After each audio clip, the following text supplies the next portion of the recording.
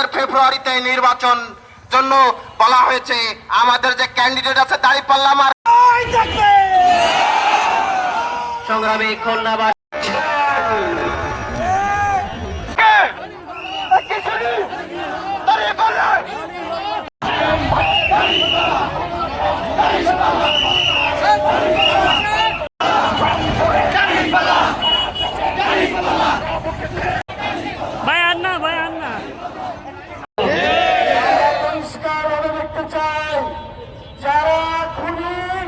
তাদের বিচার দৃশ্যমান হতে হবে, সবার জন্য সমান সুযোগ দিতে হবে।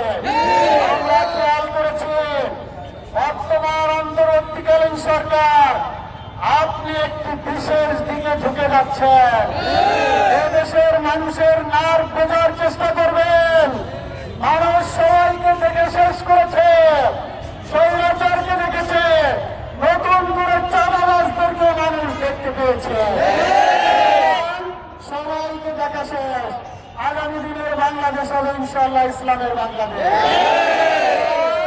লেভেল প্লেইং ফিল্ড তৈরি করুন, মানুষ তার ইচ্ছা মতো ভোট দিবে, সে যাকে ভালো মনে করবে তাকে ভোট দিবে, সে নির্বাচিত হয়ে দেশ পরিচালনা করবে।